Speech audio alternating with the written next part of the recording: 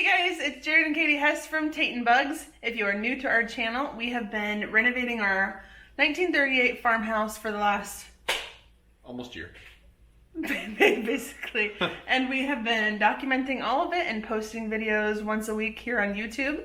Yes. I'm going to post the link right now, our playlist right over here, so that you can see how far we've come on our progress. This week, we are going to show you guys how we learned to install farmhouse window trim. so we'll see how that goes. Yeah. All So right. follow along and look how beautiful they are. If you guys like what you see on our channel, be sure to click subscribe as well as that little notification bell. Who are we kidding? Even if you don't like what you see, just click subscribe, helps out. And leave a comment or two while you're at it. I guess he's leaving me to finish. You got me a cup of joe and a hydro flask. Oh, that's a good sponsor. They sponsor us. Yeah, right. We got that from the Goodwill As Is store, the Dig store. Okay. And it has someone else's initial on the front. What? It does. It says Oregon is awesome. Yeah, with a big W on it. That stands for watch this next episode.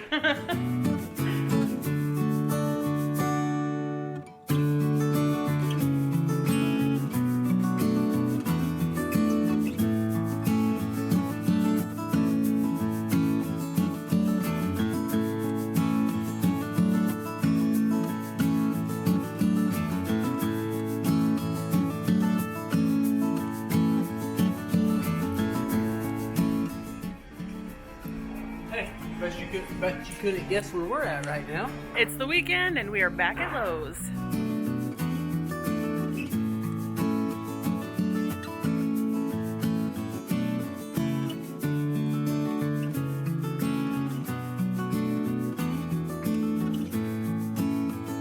Look guys, my head's not cut off.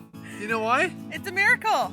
We are using to film this week's progress on our house the one and only DJI OSMO POCKET Cam. But not just this week's episode. This week's and from now on, because we own one now. Isn't that exciting? That is crazy. We had someone reach out to us and say...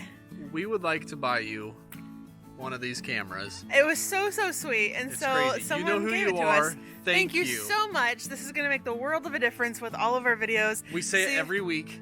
Thanks for watching. I get it, because I'm telling them thank you, because they're watching this right now. So, thank you, and thanks for watching. Yeah. And thanks for the camera. Okay, that was stupid. Cut! It's already Saturday evening. Jarrod had a fun day for once in his life and went and shot his bow with his friends and went to an archery shoot. And so he had fun doing that. And then had a contractor slash buddy friend come spend the day basically with him today. Yep, show me how to do some window action, because the last window I did in Toby's room, The trim. the trim, the casing and stuff, didn't turn out as nicely as I wanted. Yes. And he showed me little tricks of the trade, so I'm going to go try it right now. So stay tuned. Here we go.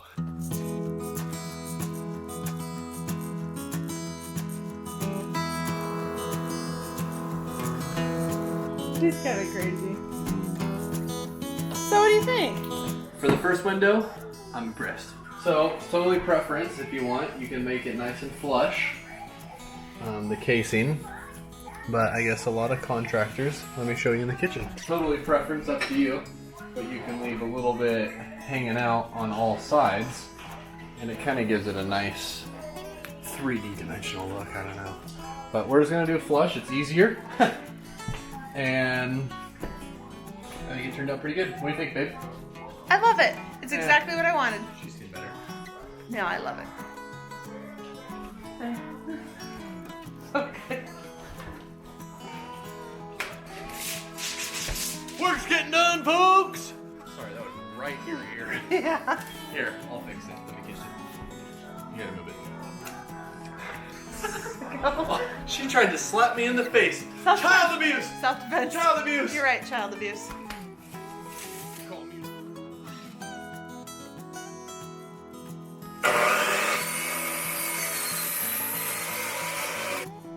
First, you're going to take the measurements and find the depth. We just cut them. Now we're going to table saw them so that they fit inside the window casing. pays to buy their best tape measure.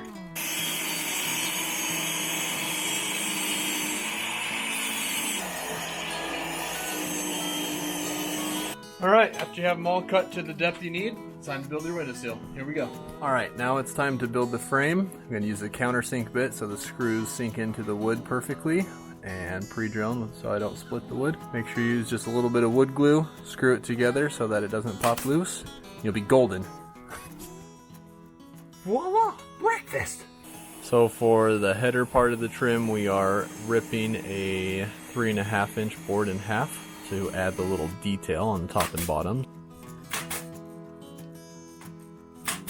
Now we are assembling the casing and trim in 2 pieces.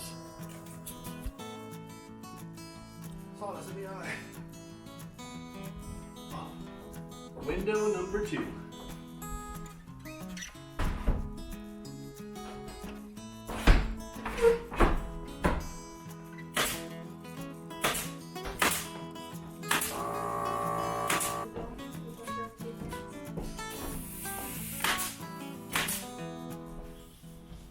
Well, I think it turned out pretty good. I think for amateurs, not too shabby.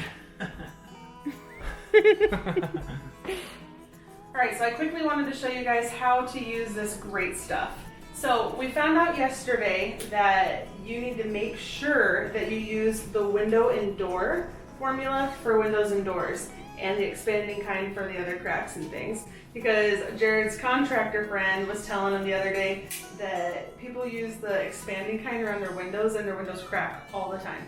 So, tip number 1, use the right formula. There is a difference, it's not just a marketing scheme. This stuff really is awesome. Another alternative to insulating around your windows without this would just be pulling apart little pieces of insulation and tucking it inside. But while this might take like an extra step of cutting it off, I think it probably works better. I don't know, I haven't seen any studies done, but I would imagine it works better because it goes in and it expands and fills every single hole in there. And it's a great barrier against bugs and stuff like that too.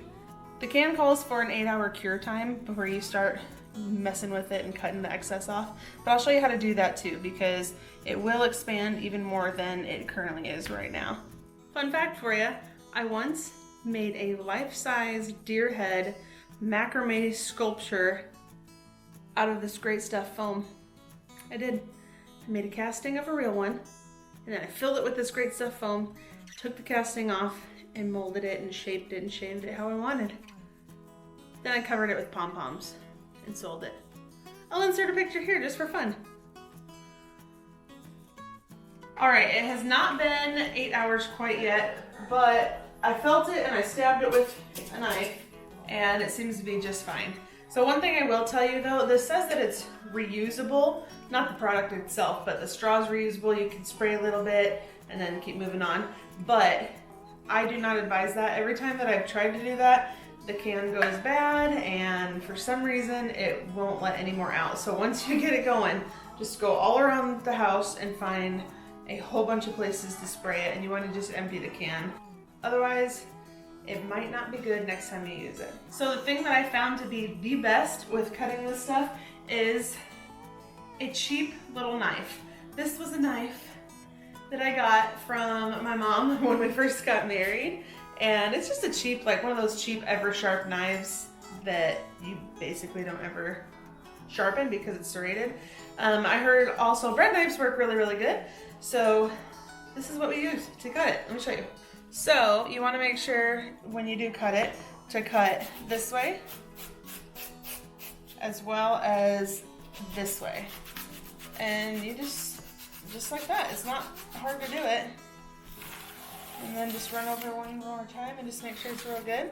And then it just comes right off like that. See? I've also used other bread knives that work really, really good too because it's a really long blade. But you just want to make sure that whatever you use is flexible so then you can kind of just get the curves and everything that you need to get everything out. But yeah, this stuff is great stuff. There's a reason they named it that.